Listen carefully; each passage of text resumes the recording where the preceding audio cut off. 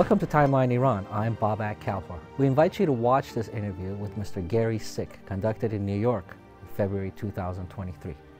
Gary Sick is a senior research scholar at Columbia University's Middle Eastern Institute and an adjunct professor at the School of International and Public Affairs.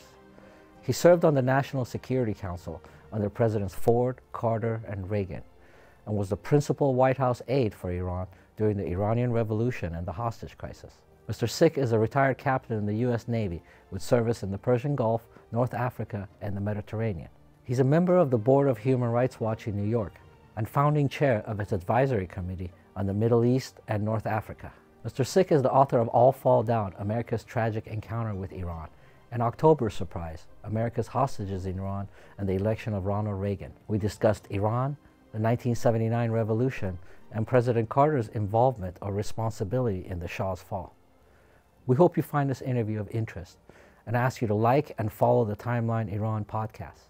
Let us know what you think. Let's look at history rather than politics, because I truly think unless we know our history, our politics are not going to make sense now. Why is it that us Iranians have a different perception of our history than what actually exists?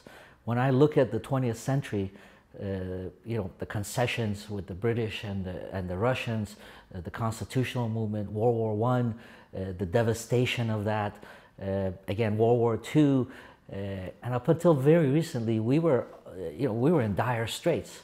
But when you look at Iranians and the way we look at our history, we kind of go back to Cyrus the Great and the Persian Empire. Can you tell us from being a historian and be so close to Iranians, why is it that we kind of concentrate on only the good parts and we don't realize the reality of it?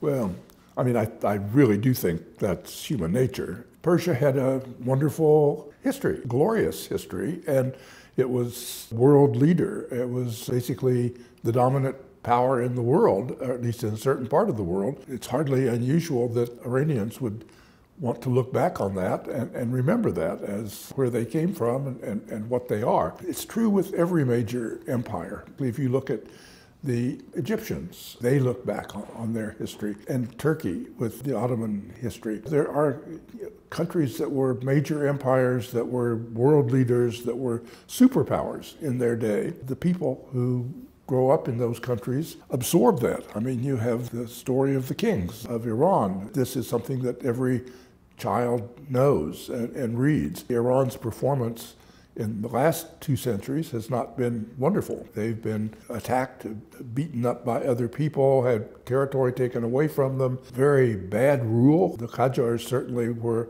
a failure as far as governance was concerned. And so if I were an Iranian, I would want to look back on the glorious days and not look on the very difficult days that we're having right now.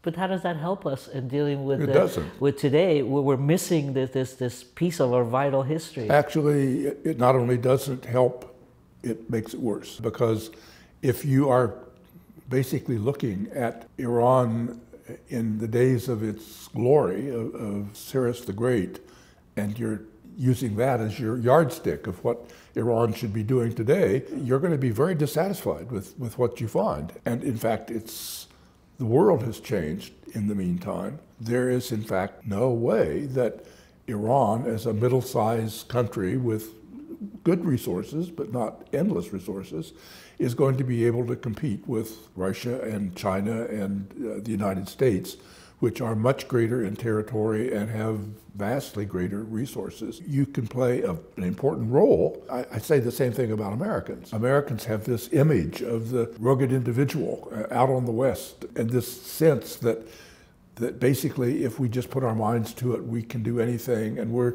the exceptional country in the world. Many countries believe that. Iran believes that. It doesn't help in solving real problems at real time. And so Americans, in many ways, are living this myth that they carry with them the same way that Iranians are. And I think it actually gets in the way. But I mean, it's not the solution to the problem, it's part of the problem. Mr. Sick, you've been involved in a lot of dealing with Russia. And you know this history very well between Iran and Russia. But what I'm seeing missing is we hear America's role, 1953, the coup, the CIA with Mossadegh. We know the history of Britain and their imperialism and what they've done to Iran. And considering how close Iran is getting with Russia, involvement in Ukraine, where right now it's a different equation for them with Iran getting involved in a hot war. How important is it for us to learn the history of Russia with Iran from Turkmenchai, Golestan, from 1813 on, and for the Iranian people to know this history, because we've thrown in our lot with the Russians, and I'm afraid that it might have disastrous consequences. Not necessarily being in favor or against the Islamic Republic, but just their closeness to it and our people understanding our history. To me, this is a huge irony. And like everything else in this history, it is complicated and it has multiple sides. But the reality is that Iran, when they had the revolution, one of the key slogans that they had was neither East nor West, partly due to our own actions, the U.S. and others. The West has not been a very good partner for Iran, and Iran has not been a very good partner for the West, which means that in the end, they've really chosen the East. So contrary to this slogan, which says we're not going to ally with either side, they have aligned, and they've been very reluctant about this. They haven't wanted to really make that a part of their official policy. And even now, when you ask an Iranian official about their support for Russian activities in Ukraine, they say they're not doing it.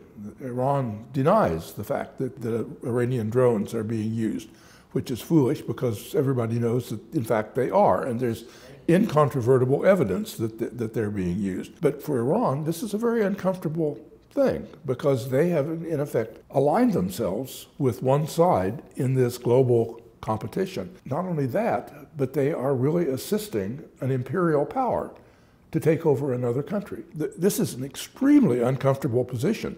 But the other thing is, if Iran succeeds now in getting high-tech aircraft from Russia, and if they also get the very highly advanced air defense system from Russia, those are major systems that require training, that require spare parts, and that imply a very long-term relationship that you can't just walk away from, not without huge damage.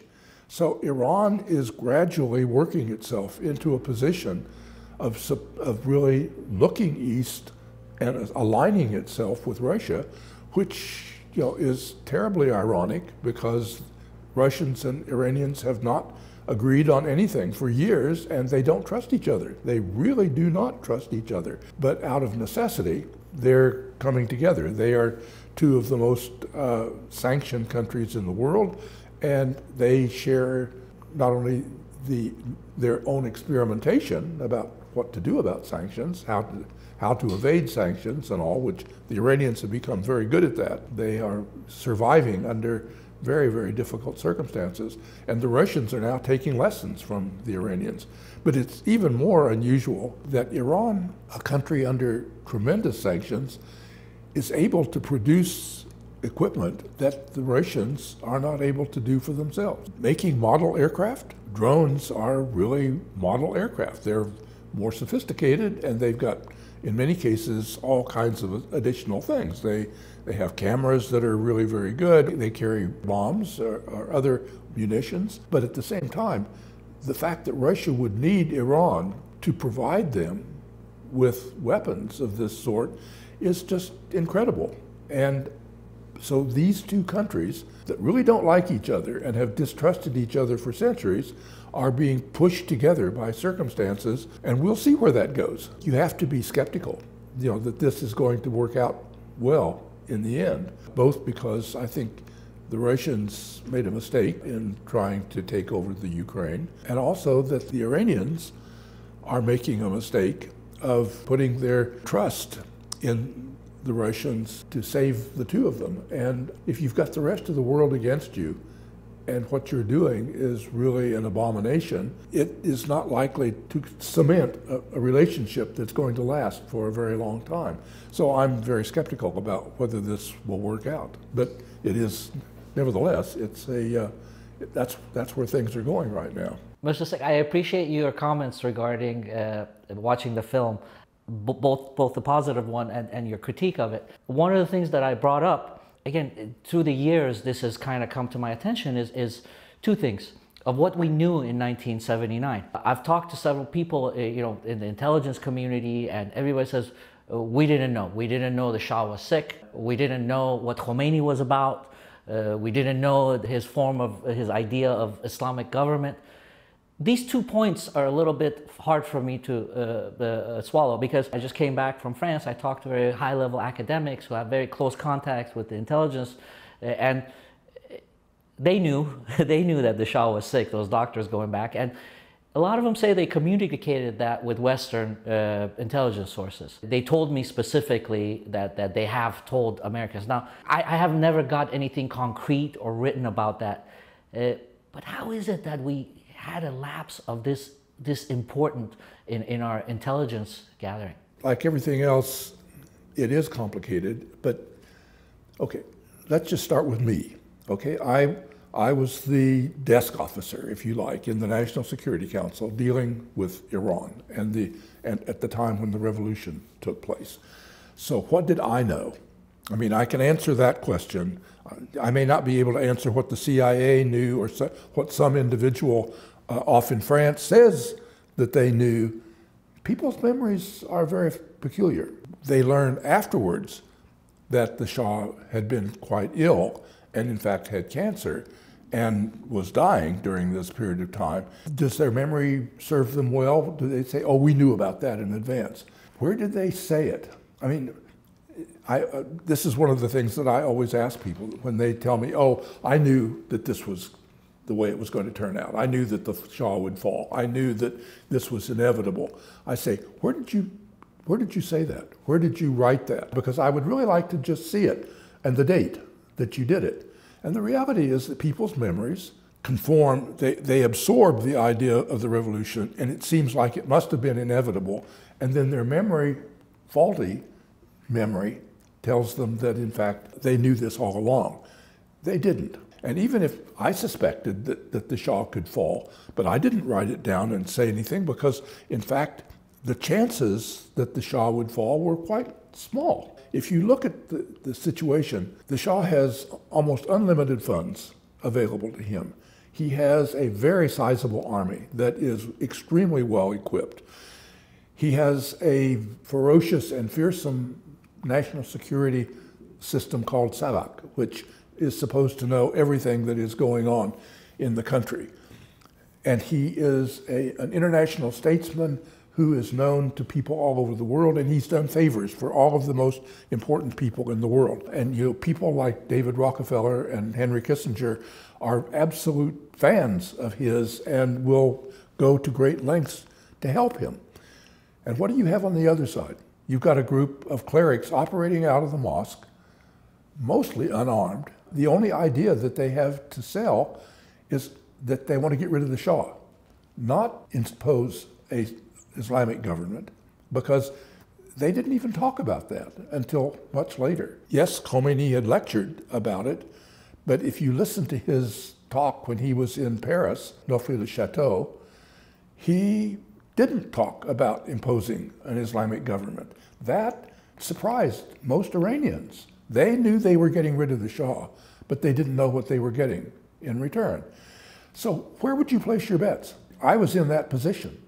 I was sitting there in 1978 watching demonstrations, watching things get worse in Iran, and getting very, very mixed reports from Ambassador Sullivan about what the Shah was doing and thinking and the like. I can think back now, and with what I know about the way it turned out, I can go back and say, it occurred to me that this might happen or that something like that might occur. But I didn't write it down, and I didn't believe it enough that I was prepared to really argue for that.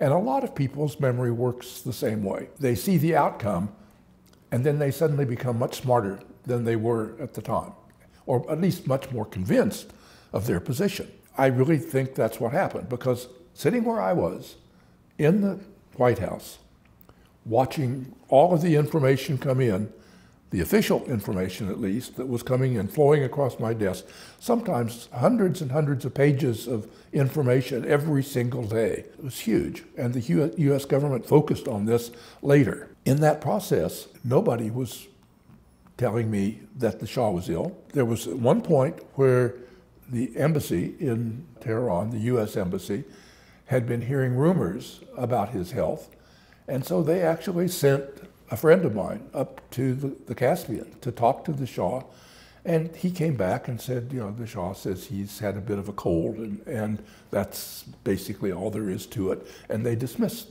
the idea. Did they really know? Did those people, did my friend who went up to the Caspian and talked to the Shah about this, or talked to his court members, did they really know that he was ill and dying? There are people around who say, well, they must have, but he didn't. I trust that my friend was telling me the truth. There were other people in the French intelligence system. There are multiple intelligence services, just as there are in the United States. Some of them may, in fact, have known about the Shah's illness. In the French system, as in the American system, information is power. And so if they had this information that they knew about, it is not clear at all to me that they shared it with the president, that they told him about this, because you draw certain conclusions. The reason the Shah didn't want people to know that he was ill was because they would say, he's not going to be around much longer, and we have to change our policy. And that's the one thing he didn't want to have happen. And he kept that secret even after he left Iran and went to Aswan and then to Morocco and then to the Bahamas and then to Cuernavaca. In that whole time, he never, even with the Rockefeller people were around him, helping him, providing information, smoothing the way for him to find a place to live.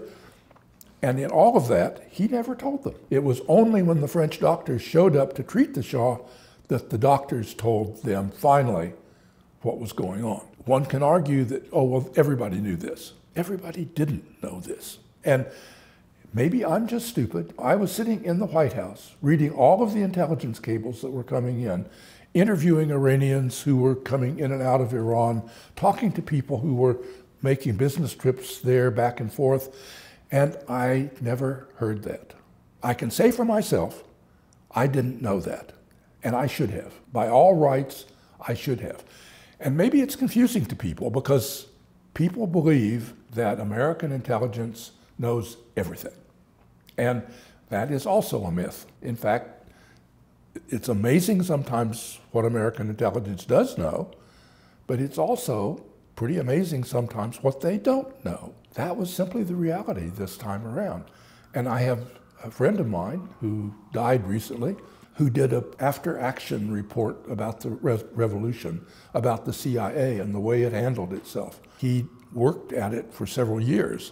He talked to everybody. He had clearances to read any cables that were written. He could talk to the people who were on the operations side as well as the people on the analytical side. I had conversations with him. He was a professor at Columbia University. He said there was no evidence that he could find that the CIA knew that the Shah was dying. Everybody believes that they must have known, but there's no evidence that it's true. And from my point of view, put myself in the position of the Director of Central Intelligence. If I knew that the Shah was in fact ill with cancer and that it was potentially fatal, would I just not tell anybody? It's stupid. I mean, it doesn't make any sense.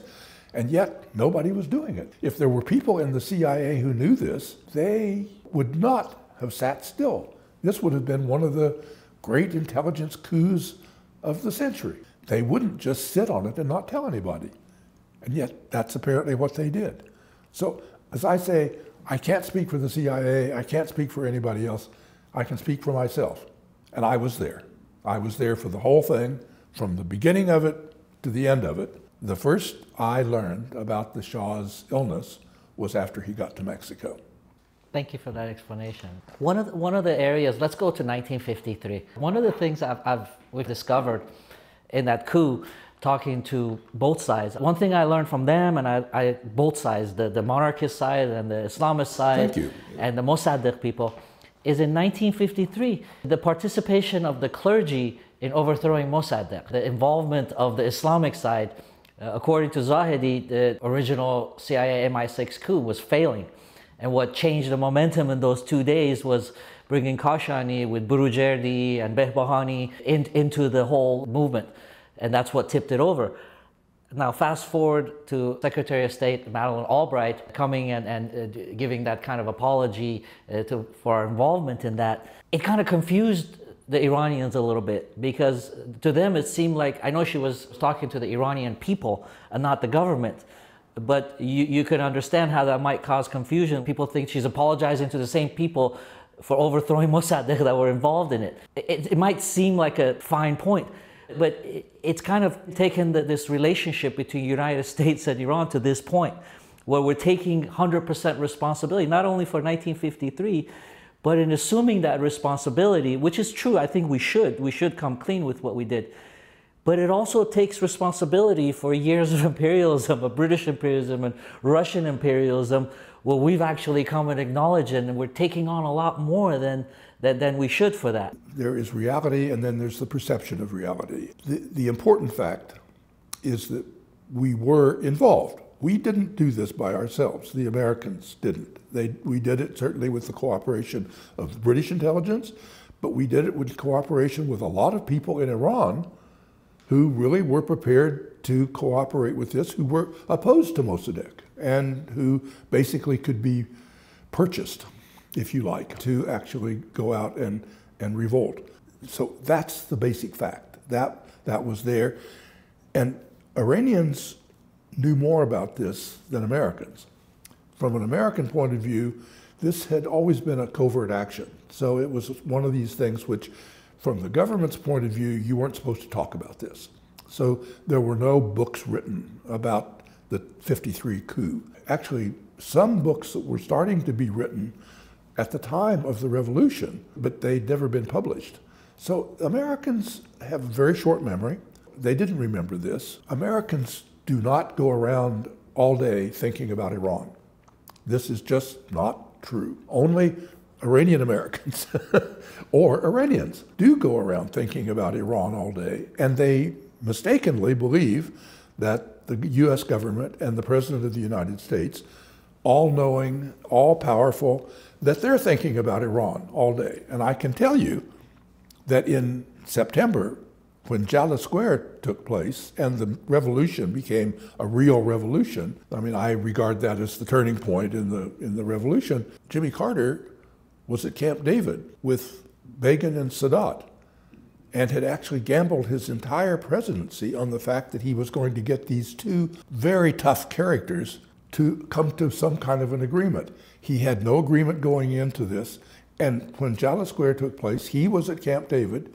He did phone the Shah and talk to him, and basically to recognize his problem. And then he went right straight back to dealing with Begin and Sadat. This is not just being slightly distracted. His entire presidency rested on how he dealt with these two very difficult individuals in solving one of the most difficult problems in the Middle East. Jimmy Carter was told by his ambassador, and in fact, I was present at the time when the ambassador came back, not when he talked to the president, but when he talked to Brzezinski.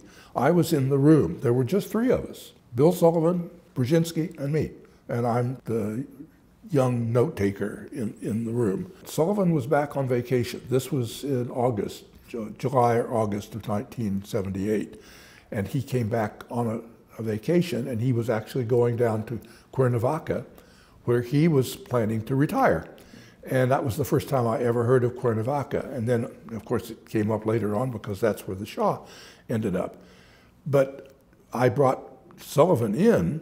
I had lunch with him in the White House and then took him in to see Brzezinski because it was clear that the Iranian Revolution, that we didn't call it that at the time, but all of these demonstrations were getting bad. The Shah had made some very provocative speeches about joining the revolution and so forth. And we were having a whole series of events that I thought, and I was writing memos regularly to Brzezinski and the president, saying that things are looking bad, that things are not getting better, they're getting worse. And I wasn't making any predictions, but I was relating the facts to the president and to Brzezinski. Sullivan sat down with Brzezinski in his office in the White House, and for the entire meeting, made the point that you have nothing to worry about. The Shah is a big boy. He's in control of this. He's been in difficult circumstances before. He's got all of these capabilities, his military, SAVAK, etc. They know what's going on in Iran. He knows what's going on in Iran. There's nothing the Americans can do about this one way or the other. Just let it go, and the Shah will take care of the problem. That was the message coming out of Tehran. It wasn't true. To Sullivan's, to be fair to Sullivan, it may be that he absolutely believed this, that from what he was seeing, these were just demonstrations and they could be dealt with. I mean, a government can deal with demonstrations. Look at how the government in Iran is dealing with the demonstrations today. The implication was that the Shah knew how to deal with this and that he would. That was false. The Shah really didn't know what to do, and he was unwilling to make a decision. And he was unable and unwilling to really deal forcefully with the demonstrations that were going on. We needed to know that. There were people around saying that the Shah was not functioning very well, but not very many. And mostly people believed this image of the Shah as a powerful, strong, capable figure people were in awe of him. And even Americans were, that this ruler of a middle-sized nation, but with tremendous resources and a vision for the future of Iran that was pretty remarkable. And people bought that. People accepted that as the image. Well, that's not what we were hearing. I mean, that is what we were hearing from Sullivan, but in fact, the reverse was true. So just as nobody was prepared to tell us that the Shah was ill and possibly dying, that he had a prediction that he would be dead in 5 years. From the time, in fact, he was diagnosed, he died within 5 years. And nobody was telling us that, and everybody kept assuring us that the Shah was in good shape and that he was going to be able to deal with this. And Carter, who had bet his presidency on the Camp David Accords and getting an agreement between the Israelis and the Arabs, was quite willing to believe what he was being told, that the Shah could handle this. In fact, the Shah could handle this. He didn't. But he didn't. When you talk about the great surprise, it wasn't a failure of judgment. It was a failure of analysis of a personality. That basically, Carter was busy with a lot of other things. He was not thinking about Iran every day. And he was expecting, and his ambassador was telling him, that the Shah could take care of this. And he wanted to hear that because he had other things to think about. And he had no answer for the Iranian problem. Jimmy Carter didn't have any solution for this problem. He knew the Shah was in trouble, but the last thing in the world that he wanted was to see the Shah go, especially to be replaced by a group of clerics that we knew nothing about at all. But yet that has become a sort of explanation for what happened. And the reality is that Carter, one, had other things that he was really involved in that took him full-time activity.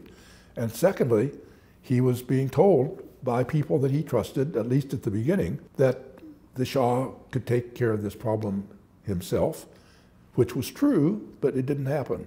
And combination of this that has been picked up in certain circles where the feeling is that Jimmy Carter basically decided to overthrow the Shah and replace him with a cleric is just so completely far. I mean, I was in the White House and I did see Carter at meetings on a regular basis, and I was writing memos and I was hearing his feedback. And I can tell you absolutely, Jimmy Carter did not want to see the Shah fall. He didn't know how to keep him there, but he was assured by people who did know, people who were closer to the situation, that the Shah was quite capable of dealing with this problem. And he wanted to believe that because he had other things that he needed to get done. And he had no solution for Iran. So anyway, that's where we've come out. But you have this perception that people are looking for excuses. People are looking for answers. Why did the Shah behave so strangely? One explanation that is very convenient is to say, well, Jimmy Carter made him do that. And that really wasn't the case. The problem was Jimmy Carter wasn't paying much attention to Iran at that time. And that may be a terrible mistake, but it's the truth. He was instead working on the Arab-Israel issue almost full-time. And it was a very big problem. Plus, he had the START negotiations with the Russians that he was negotiating. He had the Panama Canal Treaty, which was being fought out in the U.S. Congress, and a series of other issues that were overwhelming. That he was then spending his extra time conspiring to overthrow the Shah is just ludicrous. Nevertheless, it appeals to people because if you've lost something, and the people who believe that are people who lost something. They were forced to leave Iran. Their lives have not been the same since that time. They know what they've lost, and they don't want to blame themselves. None of us want to blame ourselves. They want to blame somebody else. And Jimmy Carter is a good target for that. And the fact that it's not true at all doesn't stop people from believing it. And I run into this all the time. But I don't believe anything in Iran happens in a vacuum without international implications. But I also am not of the school of believing everything that happens to us is the fault of foreigners. Even in our history for the Russians and British, it always started from us. And I hope we can clear this up about President Carter. And I truly agree with you that he really wanted Shah to step up. Part of the factor in that was Alam. Alam was sick in 1963, and throughout his reign, it was Alam who was the strong guy, and he didn't have him anymore. Everybody had dropped off. One of the questions I had about this, and I tried to address it during the documentary, which was the decision to let the Shah enter the U.S. And just please follow me on this, because you always have contingency plans. What if the Shah falls? Well, it was Quetzalcoatl and Yazdi, and it was something that we could tentatively deal with, the plan B. But the plan B with the hostage crisis, poof, went out the window, and you had the hardliners come in. I don't know if it was directly involved with it, but they already invaded the embassy twice and got him out. At that point, when President Carter allowed the Shah in, and I know it was pressure from the Rockefellers and Kissinger and Coy and yeah. But this is a very important, I think that's the change of the revolution is right there, the trajectory of the government. First of all, what would convince President Carter to bring the Shah into that point where he knew they would take the embassy? The second of all, part of this equation that is very little talked about, Mr. Hubert wrote a book, Interlock, about the financial aspects of this. The loans, the default, the cross default, in Algiers for the next 2 years, the banks were... That was the trajectory that changed. As much as even if the Shah went out, I think there was like contingency plans. Okay, he's sick, he's not doing anything, he's going, we have this and this, these are the people. Explain to me that part. I really believe that letting the Shah come into the country was a mistake, and that it was Jimmy Carter's mistake, and I think he would admit that. I think he would agree that that was really a mistake. In fact, the last key meeting that he had in the White House before he made that decision, I wasn't in that meeting, he had the Secretary of State, the Secretary of Defense, his own staff people, Jody Powell and Hamilton Jordan, plus Brzezinski, and I think the CIA people, and the Vice President, all in this meeting to make that decision. And they went around the room, and each one of these individuals, his top advisors, said that they thought he should let the Shah come into the country.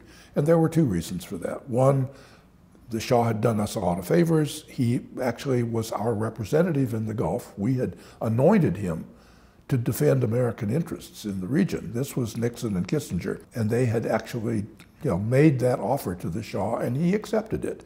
And then we agreed that we would sell the Shah anything that he needed, up to, but not including nuclear weapons. Anything below that, we would actually provide. And we had this relationship with the Shah. It was very strong, and it was quite remarkable, actually. There are very few, if any, other countries that the United States ever had a relationship like that. We don't have an agreement with the British, for instance, that we'll sell them any weapon that they want out of the U.S. arsenal without question. We've never agreed, and if we don't agree with the British about that, isn't it amazing that we did it with the Shah? That we actually wrote that down on paper and told the U.S. government people, and I was in the Pentagon at the time that that memo was circulated, and it said exactly that we, the White House, the President, approves any arms sales to Iran at the Shah's desire. Under Nixon. Under Nixon. Yes. This was a well-established principle by the time Jimmy Carter came in. It wasn't his policy, but it was a policy that he inherited, and there was no easy walking away from that. I mean, we had made a deal with the Shah that he would defend our interests, and in return, we would provide training, we would provide help for him, and we would provide weaponry that he decided he needed. So it was his decision. And I later interviewed the Secretary of Defense about this. Jim Schlesinger became the Secretary of Defense. And when I was writing my book, I had the chance to go back and talk to him about this period. And he came into the Pentagon as the Secretary of Defense, and he started hearing that the Shah basically gets anything he wants. And he said, ridiculous. He said, I'm the Secretary of Defense, and if he wants something that is wrong, I'm not going to provide it to him. And he gave the example of his conversation with the Shah about the F-14. The F-14 is a carrier aircraft that's designed for long-range aircraft standoff with the Phoenix missile, and it's very fast, and it's a formidable weapon, but it's designed to be used off a carrier. The Shah didn't have a carrier, and the Shah ordered a lot of F-14s. So what's the Secretary of Defense supposed to do? He went to the Shah, they had a conversation, he said, Your Majesty, the F-14 is a wonderful aircraft, but it's designed for a very special purpose. What you really need are the F-15, which is the best fighter bomber in the world. And it is capable of carrying bombs, it's capable of air-to-air combat, it's capable of a huge range of things. And whereas the F-14 is really only capable of air defense operating off a carrier. And the Shah said, I want the F-14. And he got it. There was no other country in the world that would have gotten that treatment. So Schlesinger, who thought he understood, didn't. And he was told in no uncertain terms that if the Shah really wants that, he gets it. And he was told that by the White House. This was in the Nixon-Kissinger period. So later on, this was the arrangement we had with the Shah. Given that very close, intimate relationship that the United States had created with the Shah, if he's in trouble, it's only good hospitality, it's only good policy to actually show that we respect our friends when they're in trouble, not just when they're winning, but also when they're in deep difficulty. And so inviting him in seemed like the right thing to do. And this is the line that Kissinger and Rockefeller and all of the others were pushing. The second thing is, it was an election year. Carter was running for re-election. It was the second half of his first term. It was clear that the Republicans were going to attack him viciously if he told the Shah that he couldn't come into the country, because they would say, you don't respect our allies, you don't keep your promises. And you saw this, you interviewed people in the documentary that said exactly that. And so he was faced with these two things. So he went around the room, and all of his advisors said, let the Shah in. Come in for medical treatment, we'll let people know that it's medical treatment, and so forth. And so Carter was the last one in the group. And he said, well, I've taken a strong position in the past that I'm not going to just let the Shah come in to play golf or to play tennis. He is indeed in physical peril. And I believe, as a good American, that he can get good treatment in the United States. And then we've got all of these other factors that go into it. Against my judgment, I'm going to say yes, that we'll let him come in. And we'll notify the Iranians that this is just a medical emergency. But he turned around and said to he said, I wonder what all of you, my advisors, are going to tell me when they take our people hostage in Iran. He understood the threat, the danger. You can understand why he made the decision. It was a humanitarian gesture. It was a gesture to a person who had been a really good friend of the United States, and it fit with the politics of the situation. And so you can understand why he made that decision, but I think it was the wrong decision. And I think Carter I've never talked to him specifically about this, but I think he would agree that this was not the right decision to take, and that it was unfortunate. It just makes me realize what pressures the president has, because he really didn't have a good choice either way. He didn't. Well, this is the problem, that choices that come to the president are generally bad choices. There's a bad choice and there's a worse choice, and that's the kind of problems that he is paid to contend with, and that's where they were. And one of the things that I'm realizing, whenever something happens in Iran, demonstrations, I see Iranians treating this as if, oh my God, this is a brand new situation. We've never been here before. Well, what do we do? What's going to happen? But I look at in the last century, it's happened before. It happened in the Constitutional Revolution, 1906 to 1911. It happened again 1921 to 25 when Reza Khan came before he became Reza Shah. It happened to the 1943 to 53 after World War II, the nationalization. And it happened again in 1979, where we have a period of vacuum where the previous regime falls. And I look at the pattern of this. And I'm trying to learn from this, which is the interaction between the forces of Islam, monarchy, and the leftist forces, various leftists, from social democrats to Marxists to all the way to communists. And we see what happens. It's a period of euphoria and excitement, and you have freedom of press, freedom of speech, freedom from parties. That's great. That's the good part. Then you get to what we do next, which is going at each other's throats, slanders. Then you have certain leaders come, they get assassinated, anarchy, chaos, insecurity, where the Iranian people eventually pick a strong man that could kind of put this to rest. And I've seen this happen several times.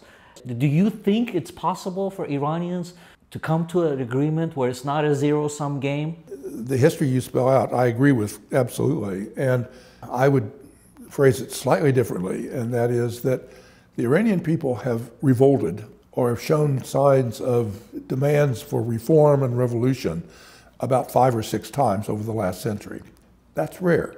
There are very few countries in the world where you've had this kind of massive outpouring of support for an idea, usually an idea of reform. It's trying to make things better, and failing in each case, because the decisions that were taken then didn't turn out the way they were intended to. The Constitutional Revolution never really solidified to the extent that it was reliable, but it was there nevertheless. When Khomeini came along, he couldn't denounce the idea of a constitution. He had to accept that, and so I see this as a long-term effort by the Iranian people and Iranian leaders, some of whom I think really have the true interests of the country at heart, both the people and some leaders, not all, to actually force change on a country that is still very much mired in a sense of the past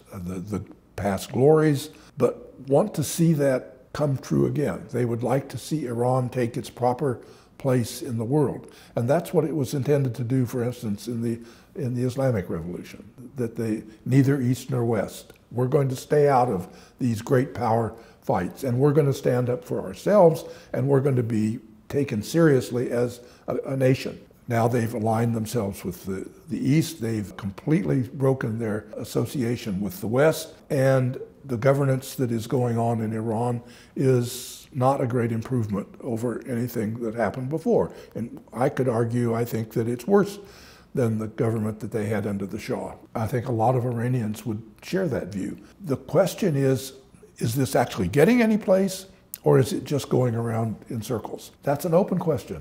My hope, let's say, is that, in fact, the Iranian people are gradually working their way toward a different outcome, a different way of governance that will serve their interests better.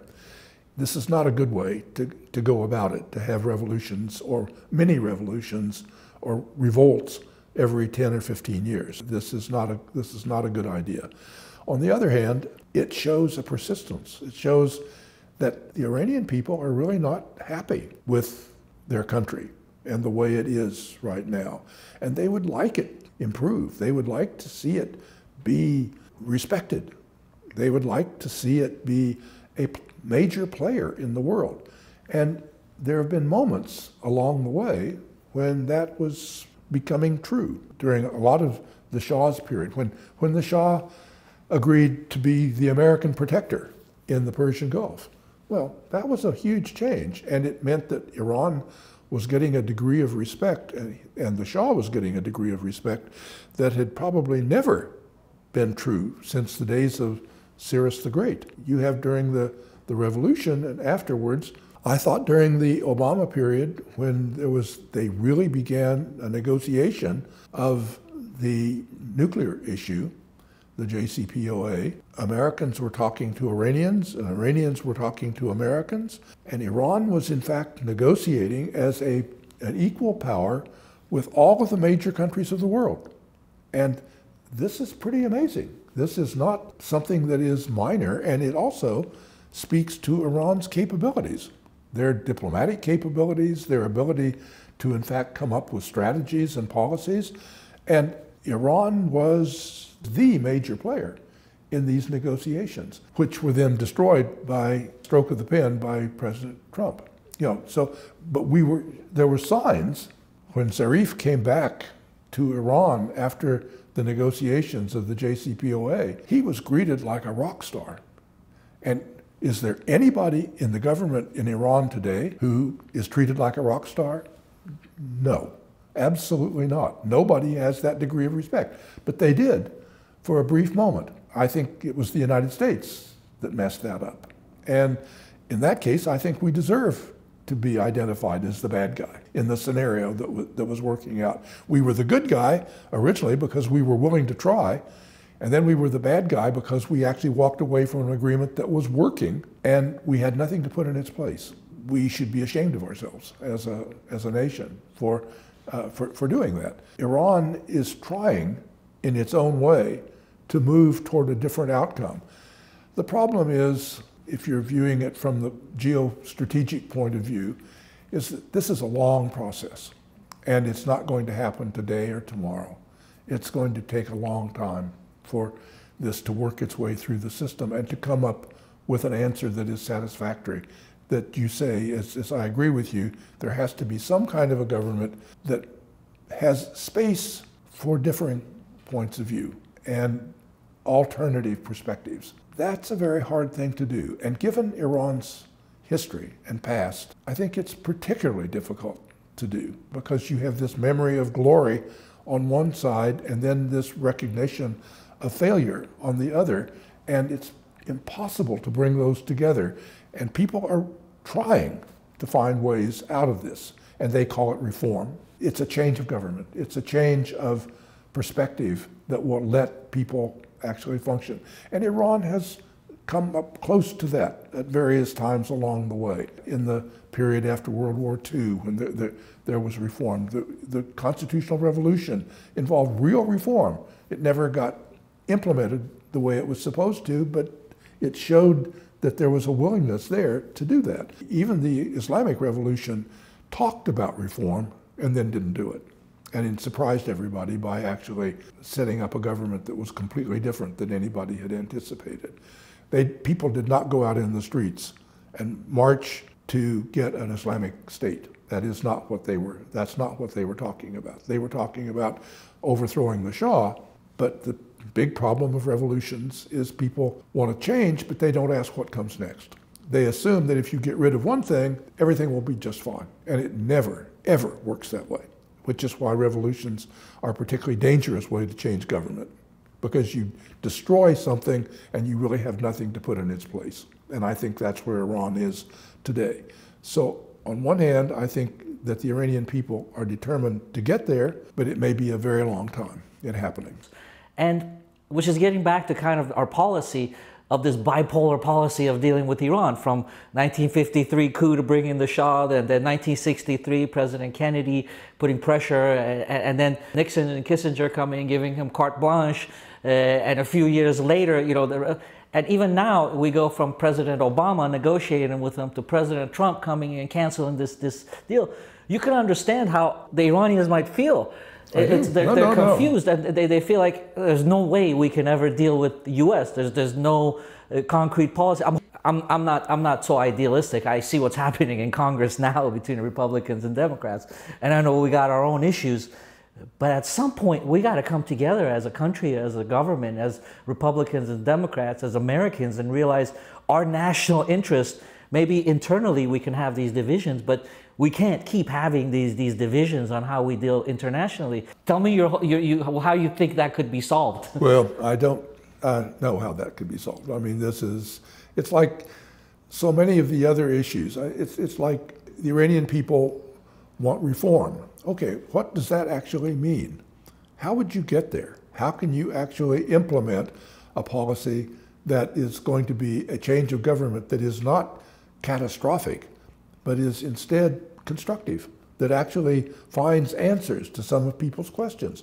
I mean, there were good things that came out of the revolution. Iran is a far better educated country today than it was going in. There's just no two ways about that. There are benefits like the distribution of gas and other things to villages, which is extraordinary and it was not there before. So people in many ways, and I think that's why the revolution lasted as long as it did, is there were a lot of people in the hinterlands who were really benefiting from a lot of the policies of the mullahs. They sort of ran out because of their foreign policies. These other policies weren't permitted to really achieve their full success. Or, to put it a different way, the achievements that they made, like educating women, which the Iranian women today are far, far better educated as a whole than before the revolution. More women went to college, more women, in fact, participated in the workplace than ever had been true in the past in Iran. But then at the same time, they're putting tremendous restrictions on women about the way they dress, the way they behave, which are really related back to an ancient time. How do you resolve those? Well, one way is going out marching in the street, having the government shoot children. That's not a good way to solve the problem. On the other hand, when people are so dissatisfied, they have to show it somehow. And that's why I see a determination on the part of the Iranian people to really plead with their government, to try to force their government to give them the kind of governance that they deserve. And on the other hand, a government which really is not capable of doing what they want it to do and is unwilling to change. And so basically is becoming more and more isolated and distrusted by the people itself. That will have an explosive, I think that's what we're seeing. We've seen outbreaks of revolution, outbreaks of revolt in 2009, 2017, 2019, every few years, and now we're having a new set of marches and demonstrations in the street for women's rights. This has been a series of opposition statements by the people that is quite remarkable, but it's hard to point to any progress. This government, like most governments, I must say, when faced with very, very severe opposition, rally around the flag, they circle the wagons, as the Americans would say, and defend themselves. And they defend themselves, and they make excuses for doing really unspeakable things. So now, in the name of God, the government is killing kids in the street. This results in these absurd situations. But as long as all they've got to hold on to is that structure that was created by the revolution and has not really evolved since that time, that's sort of where we are. And the government has to be willing to play that game as well as the people. There has to be some way for the government to absorb some of these lessons and for the people to then trust the government to make changes that are positive and constructive. How that happens, I really don't know. I mean, there may have been a time when Mossadegh was there, when you had a government that could have done that sort of thing. In the early days of the Shah, Reza Shah, there were reforms being made, changes being made in society. And you have the feeling that they were being done sort of ham-handedly, that they were being done without real thought about the future, but about just let's have change for its own sake. And the same thing was true. I think the constitutional revolution was a constructive revolution and had the basis there for reforms, which maybe you can go back to that. This is perhaps a touchstone to go along. But there has to be a government that is willing to think creatively to create a different set of standards. And I don't see that in this present government at all. They're showing no signs of interest in that. Maybe there are people who are, but they're not speaking up. Things change because of events. There are blow-ups, there are catastrophes, which force people to think in a different way. And I don't know what that's likely to be, or when, or how.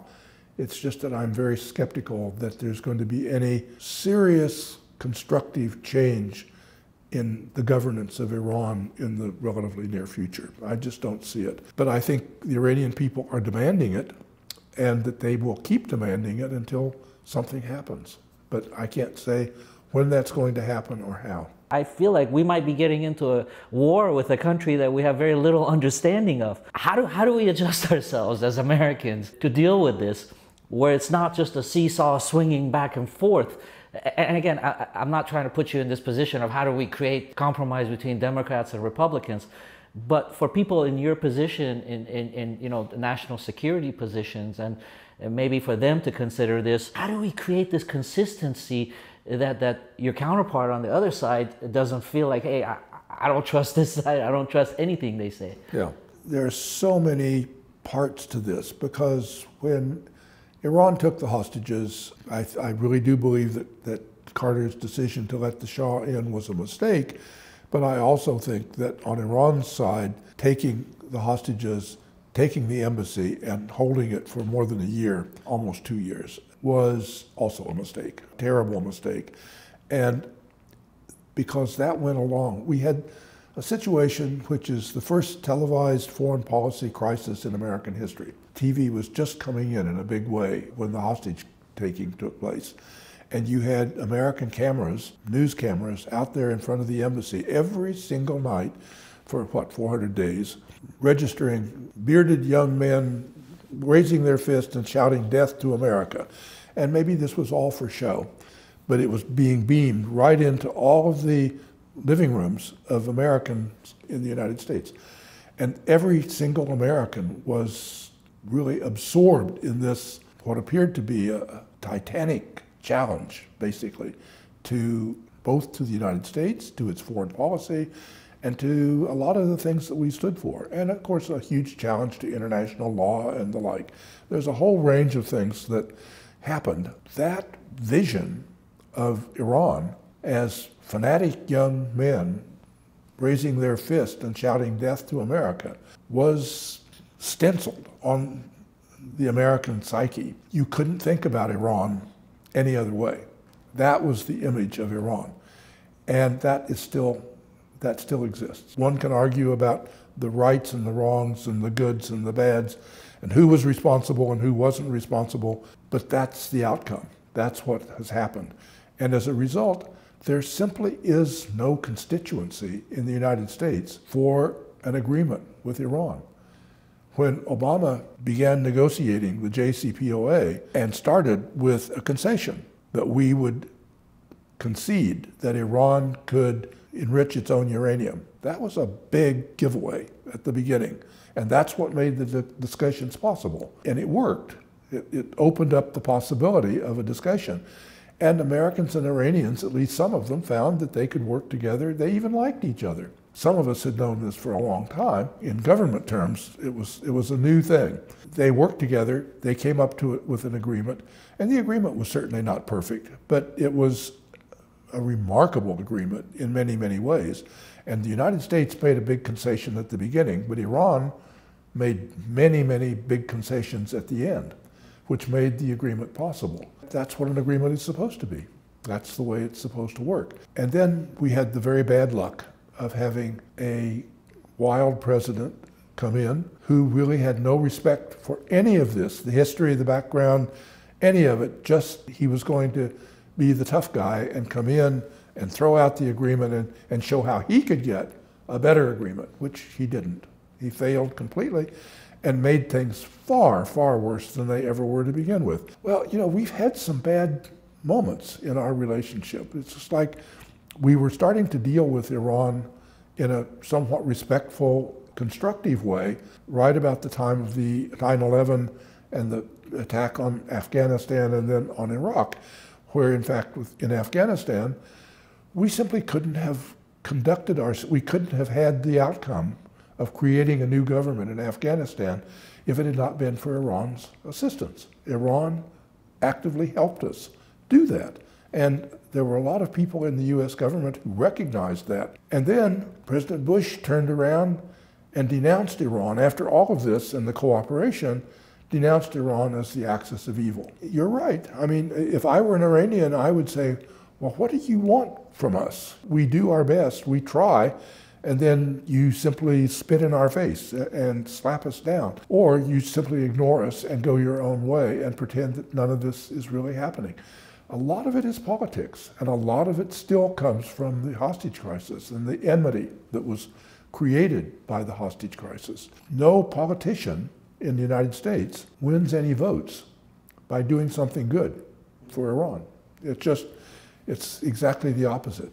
In those circumstances, trying to come up with a way, I, like you, shared a lot of hope during that period of the JCPOA. Not that it would solve all of our problems, but that it offered an opening in which we could actually talk to each other. We'd spent a period of about 35, 40 years where we couldn't even communicate with each other. You need to communicate if you're going to ever solve any of these problems.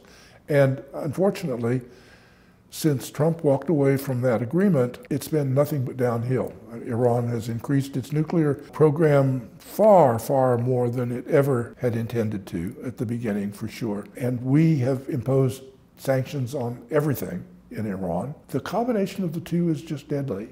And I see no serious answer to this at the moment. And I do think that for the United States to have a coherent policy in the Persian Gulf, it must have some relationship with Iran. We don't have to like Iran. We do not have to look at Iran as our best friend. We're never going back to those days of the Shah, where the United States said, you're our protector in the region. Those days are over. It's never going to happen again. We can have something that is more sensible in between. We are incapable of finding a middle ground with Iran. It is always extremes. On one hand, Iran is pushing an extreme case. On other cases, we're pushing an extreme case. It's two of us, and we're both not satisfied with a middle-range solution to any problems. And the idea that somehow it is unacceptable to talk to each other means that those problems are going to not go away in any time soon. So I don't have a solution. I really don't. I've seen what looked like the beginning of a solution on a couple of occasions, and they completely were destroyed. And you're right, they were destroyed by American domestic politics. The two occasions that I've seen where Iran and the United States showed signs of being able to work together were destroyed by American domestic politics. And that's really unfortunate. Then if you ask the question, how do you fix American domestic politics?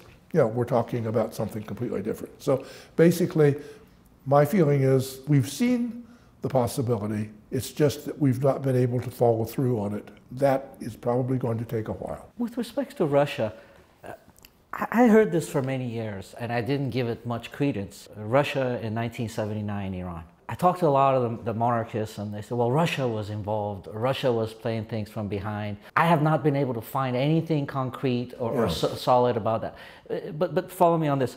Talking to a lot of the academics, again, it's no solid evidence, because we don't know, we don't have any record of, your Russian counterparts didn't write books like this. There's no transparency.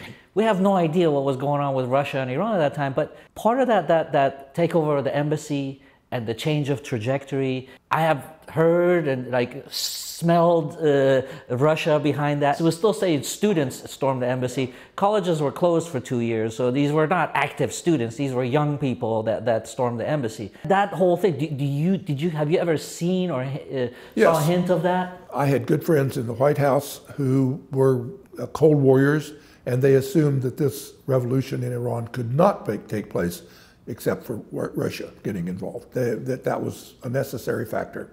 I disagreed at the time, and I still disagree. I had an interesting experience that the National Security Archive has run a series of seminars in which they invited people who were involved in very momentous decisions to meet with each other from opposite sides. And after sort of the collapse of the Soviet Union, it was possible to get people who had been in senior positions to meet with Americans to talk about. And one of the things that I was at a meeting that was looking at basically Afghanistan, looking at the U.S.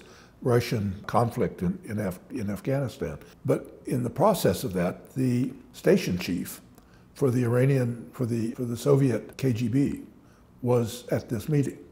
So he had been the station chief in Tehran at the time of the revolution, and I'd been in the White House at the time of the revolution. So we had similar positions. Yeah, in a way. We were both involved in what was going on, and certainly in watching closely what was going on. After the formal meetings were over, he and I got together down in the bar of the place where we were staying, and over beer or vodka, I can't remember, we had a long, serious discussion. I asked him, if they were really aware of all that was going on. And he said, we were completely surprised. And he said that people have accused us of putting the left-wing forces together to support this. And he said, our advice to our left-wing friends, the Tudeh Party and others in Iran at the time, was to just stay out of this, because the Russians saw the revolution as a great thing for them, because it completely destroyed American interests in Iran. So from their point of view, from a strategic point of view, they didn't have to do a thing. They could just sit back, watch it, and let the mullahs do the work, throw the Americans out of Iran, and they would have the benefit of it. They understood this from very early on, but they knew that if their fingerprints got associated with it in terms of the overthrow, they would end up being blamed for the whole thing, and then the results might be very different. So basically, they were in the same position we were, of being surprised every day about what happens, of having really almost no control over events at all, and of basically their own people, because the left didn't pay attention to the Russians. The Tudeh Party people saw a chance to get rid of the Shah, which was a wonderful thing from their point of view, and they, even though they believed they were supported by the Russians, they were very reluctant to take the Russian advice in this case and stay out of the game. They wanted to be involved in this at the same time, and many of them were in one way or another. It was not a leftist revolution. It was not a Soviet revolution. It was an Iranian revolution. And ultimately, it was a clerical revolution, but it was an Iranian revolution. And this, to me, is probably the single most important thing that I've observed about the revolution, is that especially Iranians are prepared to believe it was anybody's fault but their own. Iranians are prepared to believe it was the Russians. They're prepared to believe it was the CIA. They're prepared to believe it was Jimmy Carter acting on his own. They are not prepared to believe that it was actually the Iranian people taking events into their own hands and making things happen. They don't believe that that could be. And I can't explain that. But I've seen it over and over and over again. It was true of the Shah. The Shah wondered, who did this to me? And he was ready to blame the Russians. He did sometimes. He was ready to blame the CIA. He was ready to blame other people. He was certainly ready to blame Carter. But the reality was, it was his problem. He was the ruler of the country. And he had all of the resources he needed to deal both in terms of repression, not letting people just riot in the streets, but also finding solutions on the political side that would make people satisfied with the new form of government. His appropriate answer would probably have been to move more toward a Republican Shah, that you've got a monarchy, but it's moving more toward the Swedish version or the British version, where in fact the Shah reigns but doesn't rule. And for that, the Shah would have to give up some power, and he would have to do it. And those are difficult things to do. It's hard for a ruler to make that transition from all-powerful to sharing power. The British had civil wars for a long, long time before they came up with the form of government that they have. And other countries have had the same problem. But that's what was required. And I think it was a tremendous failure of leadership on the part of the Shah. He didn't rise to the occasion. He simply didn't know what to do.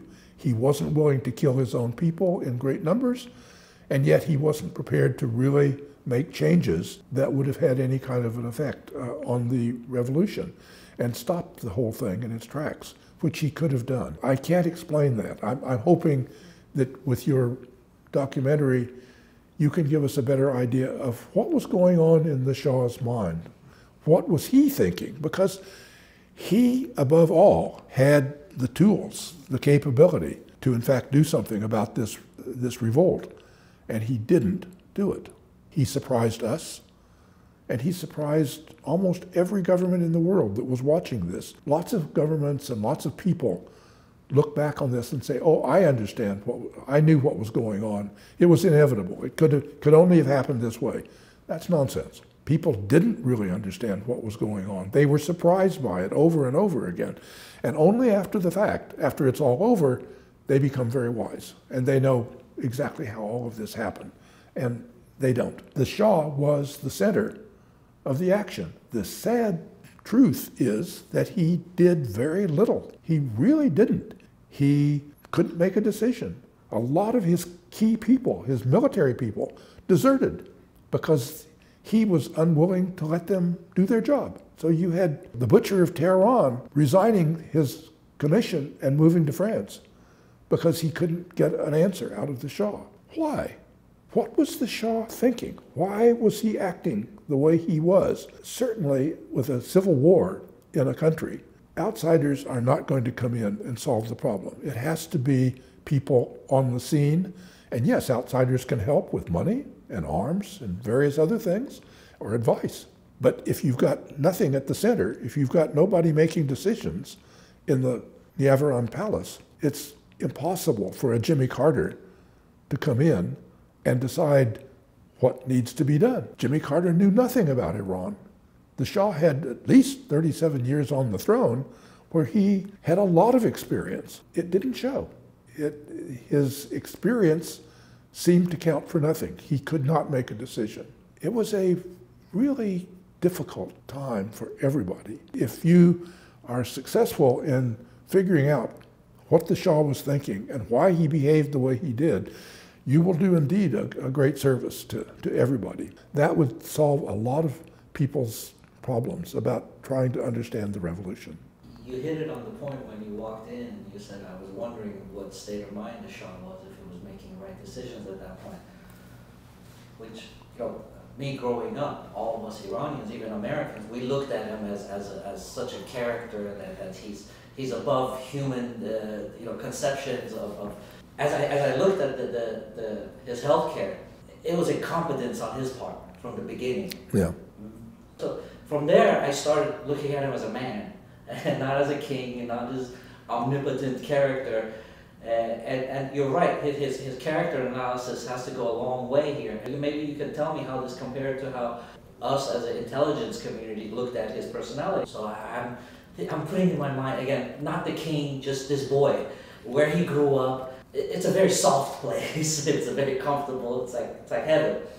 So at the age of 18, 19, 1938, he comes to Iran, and then he married Princess Fawzia of Egypt, and that marriage didn't go anywhere. I'm trying to imagine this young man coming from this comfortable environment, and now he's thrown in to be the king of Iran. He has to deal with the British, the Americans, World War II, his country's occupied. Then on the other end, he has to deal with Mossad, the Kashani, the Razmara, Avam, all these strong, older men, politicians who were hardened and no nonsense.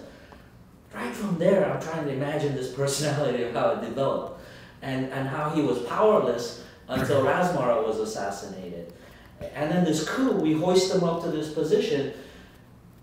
I mean, who could handle that? I'm not a psychologist, and I don't know, but my take on that whole period and the young Shah coming in being really unprepared to rule, as young kings almost always are unprepared to rule, that in the battles that he went through, whether it was his father's abdication and being sent off and dying abroad, whether it was the war itself and the occupation of the country, ending the Russian occupation of the North and getting the British out of the South, making friends with the Americans but not knowing where that's going to go, then the whole Mossadegh business and being afraid and running away and then coming back and being reinstated as the Shah, and then begin to actually deal with some of the problems, his own ideas of a white revolution and so forth. I think what the Shah did over that period of time was build a shell around himself. He built a protective shell in which he never let himself be seen except in uniform, striding out, absolutely confident, and making decisions and telling people what needed to be done. And to some degree, he believed that too. He believed that image. But just about everybody else in the world believed that image. They accepted it because it was so pervasive. And I had the occasion to actually see him as a man on one occasion. He was visiting the White House that whole period when the tear gas wafted over and so forth. But he had a state dinner that night in the White House, and my wife and I were at that dinner. Jimmy Carter had invited a bunch of jazz musicians. They had heard that the Shah really enjoyed jazz. So they had invited some jazz musicians, and they had dinner with us and then performed afterwards. So 3 of the best jazz performers in the world. The Shah was then in the East Room, seated in the front row with the players up on a little stage. And they did a short performance. It was not more than about 15, 20 minutes long at the most. And then after it was over, everybody clapped and stood up. And Jimmy Carter stood up and went up on the stage and shook hands with each of the players. And the Shah was standing beside his wife, and he was frozen. He didn't know what to do because this wasn't scripted. He knew what to do in a meeting. He knew what to do when he was reviewing troops. He knew what to do when he was giving an interview or something of the sort. But here he was, what do I do? And it was interesting because his wife took her hand and shoved him up to the front of the stage to come up and join Carter in basically shaking hands with the musicians. It was a very small thing, a very tiny picture, but it was a picture of a man who was unsure of himself, who didn't know how he was supposed to behave, and that he was used to having a script. He was used to behaving in a particular way, and he had learned how to do that. And when faced with an uncertain situation, he was not in the habit of going up and shaking hands with musicians. That's not something that he did. And all of a sudden, he was faced with this prospect, and he didn't know what to do. In a very tiny way, gave me a sense that this man, despite the image that he had created around himself of omnipotence and great strength and great determination and great will, was anything but that. To me, it was quite an interesting thing. He didn't know how to behave when he was being treated as just a man and not as the Shah. When we look beneath the shell, we find a very insecure man. He had this dual role, this very forceful guy. For example, he was telling the Americans and the British what to do when things went south. He was asking Sullivan and Parsons, what should I do? What should I do now? And this translates into his rule and his sickness and his health. Did we know that? Did American intelligence know that about his personality? The short answer is no. That in fact, U.S. intelligence had, in effect, at the time when Nixon and Kissinger did the deal with the Shah, the blank check, and where basically we looked to the Shah to tell us what to do in the Persian Gulf. He was our protector, and we took that seriously. I mean, this was not a game that was being played. The U.S. actually did rely on him. First, they weren't relying on the Iranian people or the Iranian nation. They were relying on the Shah, the individual. The deal that was done with the Shah was, you stay out of my business. Don't look over my shoulder. Don't put your CIA to work behind the scenes for me. You stay out of my business, and I'll tell you what you need to know about Iran. And so the intelligence services became dependent on the Shah. And the ambassador, Dick Helms, had ready access to the Shah. He could go in. Here's the former director of Central Intelligence. now the ambassador of the United States to Iran, and he could talk to the Shah about strategy, about intelligence, about anything that was of mutual interest for our two countries. And he did on a regular basis. The other side of that was, we don't mess around in your business, your domestic affairs. And so there was nobody in state or in the CIA who really had the job of trying to understand who this man is. We took him at face value. He was very valuable to the United States. He worked with the United States. He did favors for the United States, and he bought lots of weapons from the United States. And he loved to talk politics with Henry Kissinger and the like. But we didn't question the man.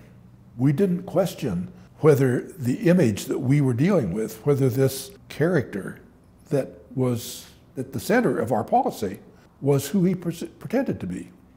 That was not a legitimate question to ask if you were in American intelligence, because we were stuck with him. We were reliant on him. We depended on him. And this is one of those cases with the tail wagging the dog. In fact, the Shah was in charge.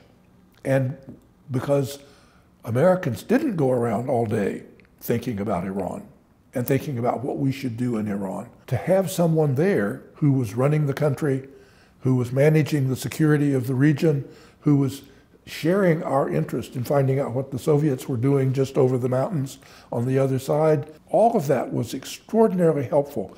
And it was not helpful to say, is this all just a ruse? Is this all just an image that is being foisted on us and we aren't admitting it? It wasn't, you weren't supposed to ask that question. And in fact, nobody did. So we got it wrong. Absolutely no question about it. We did not understand. There were people who remembered the young Shah in 1953, scared, running, coming back, and so forth. People knew that. But that was a long time ago. And Americans have very short memories, and so do Iranians for that fact, because a lot of Iranians didn't remember that Shah. That was a different person. So he's grown up. He's become a world statesman. He's become, somebody that we rely on, that we depend on for our own interests. And the Iranian people did, and the American government did. We were all wrong, which is exactly how I came to the title of my book that I wrote on All Fall Down, that we all got it wrong. And I do mean everybody. I want to confirm with you, because I have no way of confirming this. I heard Queen asked me to go to U.S. in 1977. They went to Aspen Institute. I actually went there. They showed my film at the Aspen Institute, and I saw pictures of her visiting. On the way back, they stopped at Washington. The Queen at that time went to visit the White House in 1977. And she went without the ambassador, and she went there to visit Carter and President Carter at the Rose Garden. And again, I have no way of knowing this, but I know that she did visit it because I confirmed it with four different sources. Do you know what was said during that meeting? I know nothing about it at all. Okay. And as far as I know, that's a major event, right? Yeah. You would think that Jimmy Carter in his memoirs would mention it. If that's I've never heard it anywhere. You would think that Brzezinski would have mentioned it? Never. I don't think it happened. I frankly do not believe that it happened, because one, it's not impossible there were things that happened in the White House that I didn't know about. I mean, nobody knows everything that's going on. So I can believe that I could have been around and this could have happened without my knowledge. But there was no reason for it to happen without my knowledge. And I was typically the note taker in these meetings that the president had. For instance, when he met with the Shah, I was the note taker. So when if he met with her, why wouldn't I have been involved? But quite apart from that, if it happened and she delivered that message, which is all nice in hindsight, why wouldn't Carter or Rosalynn or Brzezinski mention this ever, that they had had a private conversation with her?